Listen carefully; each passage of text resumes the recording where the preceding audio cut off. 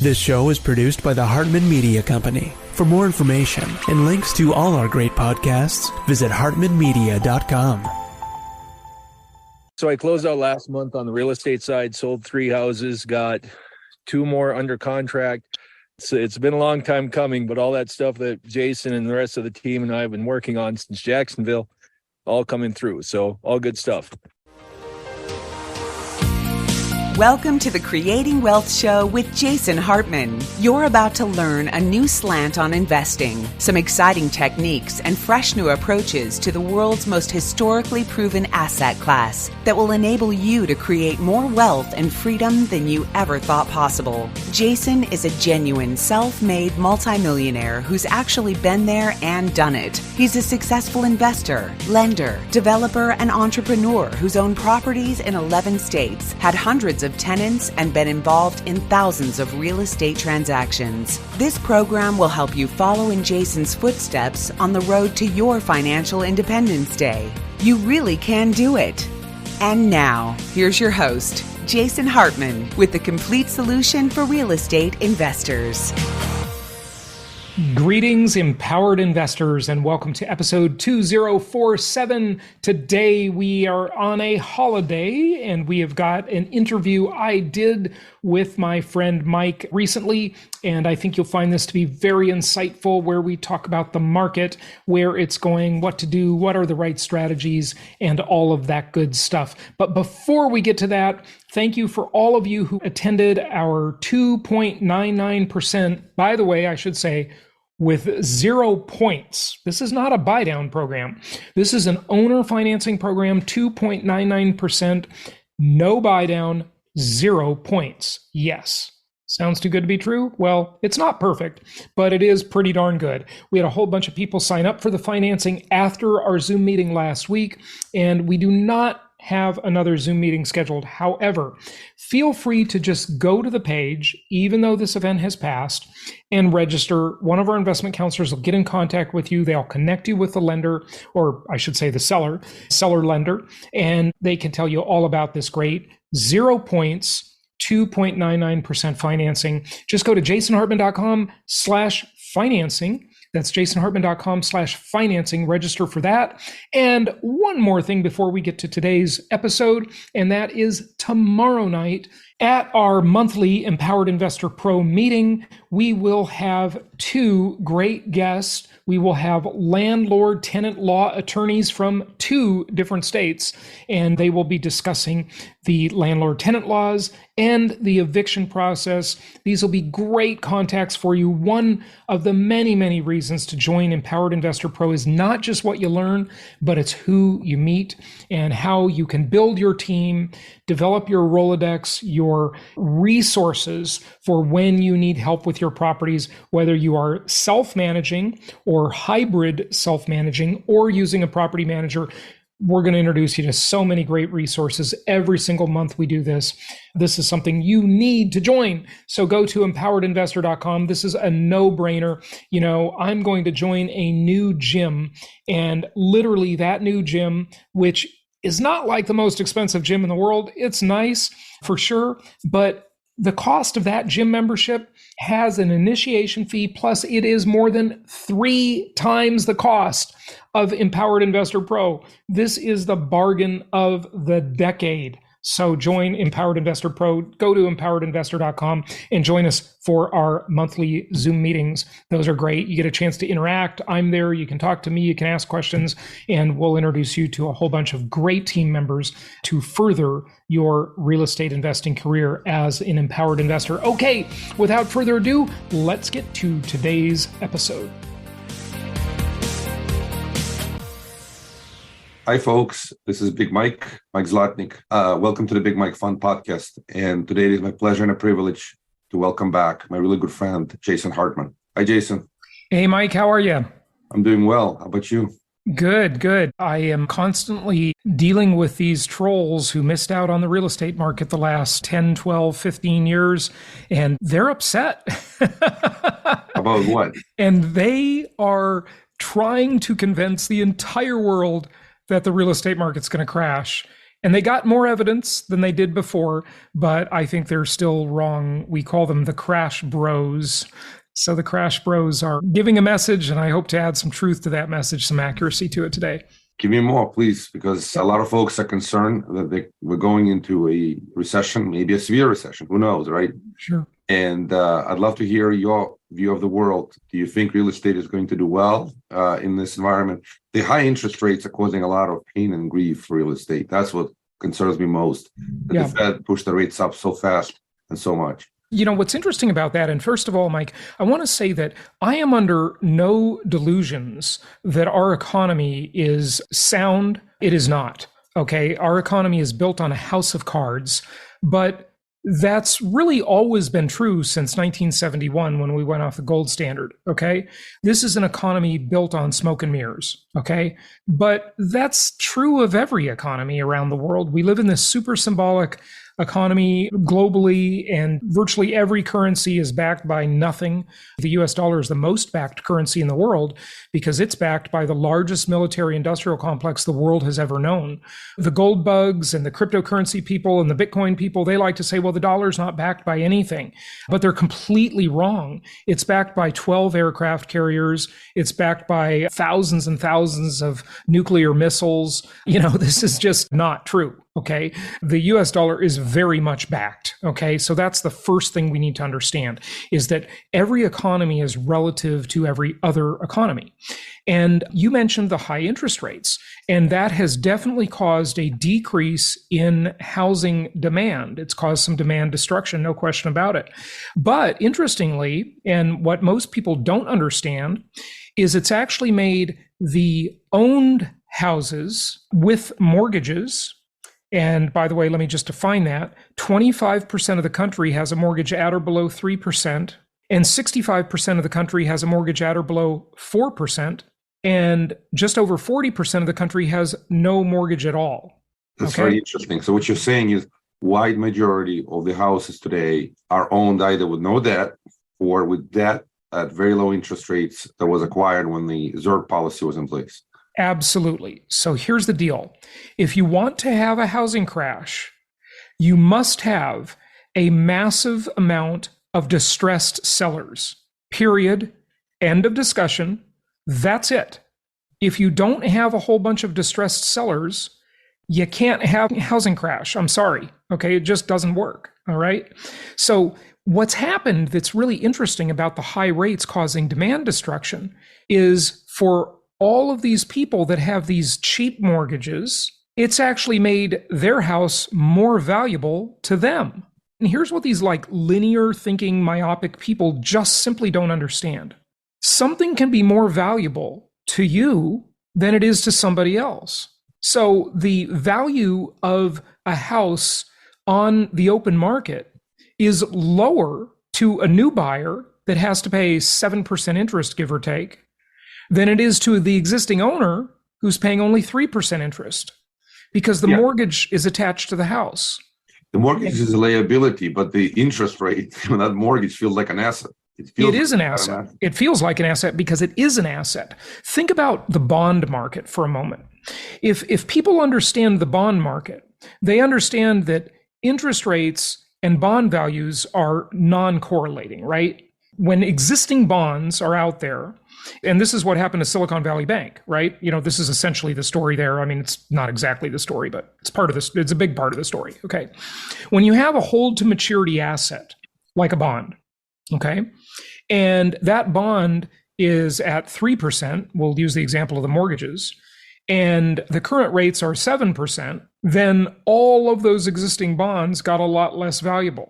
If it goes the other way, you have the exact opposite situation, right? Because there's two sides of the trade, right? The counterparty wants the highest yield when they buy the asset, and the borrower wants the lowest yield when they pay for the asset. So anyway, what you're saying, it makes total sense. It's the price of the bond. So the price of the bond, as far as the Silicon Valley Bank was concerned, on their books, the price of the bond fell. They used the exception held to maturity, not to mark to market.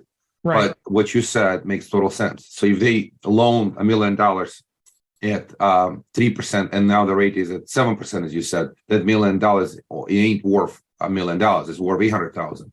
Exactly. On the other side of the spectrum, if you borrowed the money at 3% for 30 years and now the interest rate is at 7%, this bond feels like it's worth $800,000. So if you were to pay it off today in cash, now the bank wouldn't accept your offer for 800,000. But in reality, if this bond traded on the market, it would trade for 800,000 instead of $1 million. So that's how it feels like an asset. You gain almost like $200,000 asset on your balance sheet by virtue of locking in that low interest rate. So what you're saying makes total sense. Yeah, anybody who has ever traded notes or bonds or discounted mortgage notes, because that's a business, that's a market, there's a whole industry that trades mortgages. If you have a mortgage and you are the lender, that you own an asset, that mortgage is an asset for you. And if you've got a mortgage that's paying 3%, you can't sell that mortgage for much money at all in a market where new mortgages are originated at 6.5%. Okay. You can sell it. Yeah, you're gonna be forced to sell it at a discount. So at a huge discount. Would trade for 800,000. Exactly, at a big discount. So the inverse is also true. If you have a mortgage that's yielding 6.5% or 7%, and the market rate is 3%, your mortgage went up in value to you as the lender, the holder of the mortgage, right? But the opposite is true for the borrower. So that's right. But the borrowers can refinance. It's a one-way street. That you've always talked about this. Yeah. You can always refinance on the way down, and that's the condition today. When people buy houses today and they lock in high interest rates, when the rates come down, you can refi. So the bank's position is actually terrible because they're forced to hold cheap low interest rate notes held to maturity, and when the interest rates start falling again, the new originated paper is going to get refinanced. It's kind of it's a bad place to be a bank. Mike, it's like without question, I have not found an exception to this, and I've said it on my show many, many times, and no one has countered me or disagreed with this. In mid to early 2020, in the COVID era, I was saying that the Fed has placed a poison pill into the real estate market. And when I say poison pill, I mean, it's good or bad. You know, it's like one man's junk is another man's treasure, right? The poison is good for one, bad for the other, right? What I mean by the poison pill, though, is poisoning the lack of inventory. Because now, look at the situation we're in. My prediction was absolutely right. I was the first one to say it. I couldn't find anybody else in the media saying this was going to happen. Now we're in a position where tens of millions of people have ultra cheap mortgages, and they have 28 to 29 years left on them. And we have a massive housing shortage that doesn't show any signs of relief whatsoever because of this. Now, there's a couple things that could happen, okay?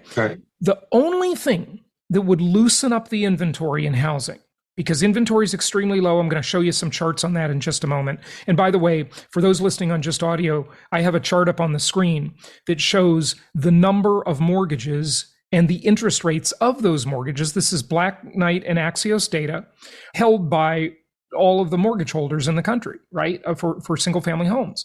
And you can see 65% of the people in the country have mortgages at or below 4%. That's absolutely phenomenal. I'm going to show you some inventory statistics in a moment. But these people that have these cheap mortgages, just like if you had a bond that was yielding a very good yield, you're going to do whatever you can to keep that bond, right? And that's exactly, we have tens of millions of people in this position. So they're just not going to be motivated to sell their houses. Now, look, life will happen. There will be reasons they want to move or need to move. And a lot of people already want or need to move now, but they're not selling because there's no way they're going to go out and replace a 3% mortgage with a 6 or 6.5% or 7% mortgage. They're just not going to do it, right? So agreed. Let me just comment on this very quickly. I want just a quick comment. Life needs to happen for these folks to sell. They basically have to get laid off. So demand destruction. Even then, I'm going to talk to you about that, but go ahead. Basically to force a distressed sale or a motivated sale, the has to be distressed seller from that point of view, unless something else happens. But of course, they don't want to sell that house because it's a very valuable asset. But if they lose the job, they can't pay the mortgage. So what do they do? Yeah, well, remember, their mortgage is very cheap. That's the first thing to understand. So it's not a difficult mortgage to pay. And even in the face of economic distress, which I believe is coming, by the way, I'm under no delusions that the economy is okay. It's not okay, right? But even under economic distress, you have to always ask the question, compared to what? So what else are they going to do, right? So say, for example, like we've got 13.1 million plus 4.7 million plus 285,000 people with mortgages at or below 3%, right? So we'll round it off. We'll call it almost 20 million people, right? Say these people get laid off from their job. First off, their mortgage is very affordable. It's easy to pay that mortgage. They could probably pay it with unemployment insurance. It's so cheap. And think about their thinking. If they have to move, what else are they going to do? Well, they're not going to be able to buy a house because they're not going to qualify for a mortgage with no job. So they're going to have to rent. And rents have just skyrocketed. This house is cheaper to own than it is to go and rent a new, lesser apartment. Okay, so you say, well, Jason, they're forced to. It doesn't matter. Okay, so they could live in their car, right? They could live in the car. But in terms of replacing that house, they're not going to be able to do it. So the likelihood is they're going to rent that house out. They're going to rent one room of the house out. They're going to do Airbnb. They're going to get a roommate. They're going to do whatever. They're going to do whatever they can to protect this irreplaceable thing. And that's what people don't see. Now, people will want to upgrade and move. Let's look at the positive side of the economic equation, right? Say, people over time, they get richer, they save more money, they want to upgrade and move to a better house, right? Well, the likelihood is they're going to keep this house as a rental because they're going to say, well, my payments are so low and the rent is so high, why would I sell it? Okay. Or, and this is another thing people might want to look at as investors, and I predicted this back in 2020. I didn't act on my own prediction, unfortunately. I would have benefited greatly. But stock in companies like Home Depot and Lowe's and the remodeling business is going to be a great business going forward. Because instead of selling the house, people are going to remodel the kitchen, remodel the bathrooms, fix up the house, and stay put. They're going to add a room onto the house, whatever, because they want to keep that cheap mortgage that is not transferable. Yeah, so I agree with you 100%. Everything you said is right on the point, makes great logical sense. And it's really amazing and fascinating that people will do everything possible in their power to maintain that valuable asset, that cheap mortgage, even if they are distressed, that they lose a job. And when they upgrade, it's a pretty clear, from a decision perspective. Do you sell? Well, if you need a down payment, right? If you need a down payment on a bigger house, you're forced to sell. But if you have the ability to put a down payment from other funds, you definitely want to keep that house with cheap mortgage as long as you can.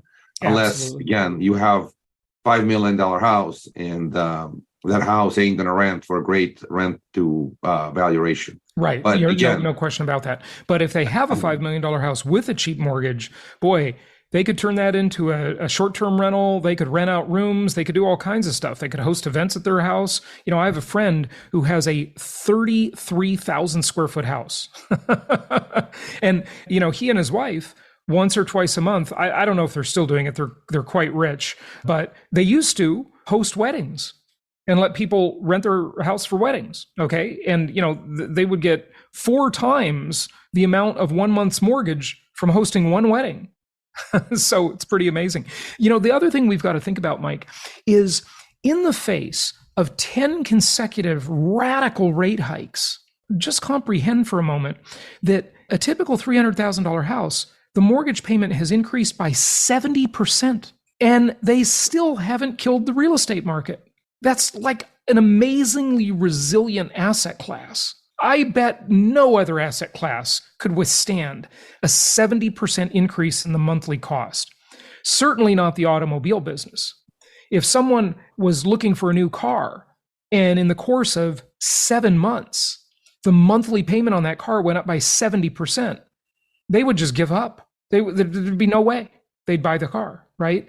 But amazingly, people are still buying houses. In fact, our business is fantastic. I mean, it's really quite good. Now, it did take a breather when we had the initial rate hikes go up. And by the way, my business is helping investors buy properties nationwide through a referral network where we pick the best markets, we pick the best teams, and we refer clients to them, and they buy these investment properties.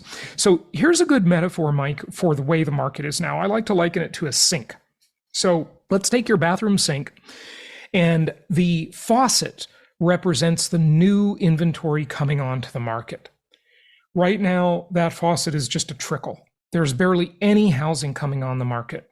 The Water in the sink represents the existing inventory, and the drain, the water draining out of the sink, represents the demand, the buyers buying houses, the absorption rate.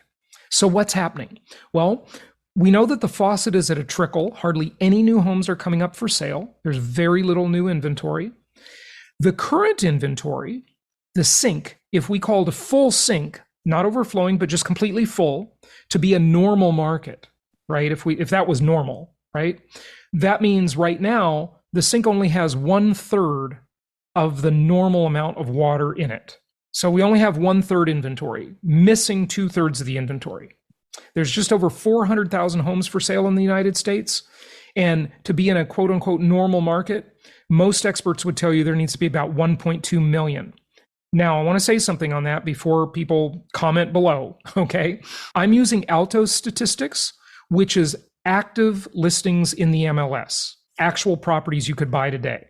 The National Association of Realtors has long-time published inventory statistics, and they do it differently. They use all the active listings, plus all the pending sales, plus all the contingent sales, so their inventory numbers look higher. You can use either one as long as you compare apples to apples over time. So if you wanted to compare the NAR numbers, you would look at today's number, and then you'd look at 2 years ago, 3 years ago, 10 years ago, whatever you want to understand what's going on. And the ratios are about the same. But I like to only look at actual properties you could buy today, which are the active listings. Okay. So here's what's happening with the drain, though. The drain is clogged. The demand has declined. The Fed, with its 10 consecutive rate hikes that are the most historic, quickest, most radical tightening policy probably in history, right, has caused some demand destruction. So that drain is about 20 to 30% clogged, and the water is draining out more slowly. Fewer buyers can afford to buy. But the sink only still has about 1/3 of the water it needs, and the faucet is trickling, hardly anything coming up for sale. So the inventory is still shrinking because the drain capacity to absorb more water or buy more houses is still greater than the new inventory coming on the market. Yeah. But let me ask you a follow-up question. What's happening with the new construction? Because basically this is all about existing. Yeah.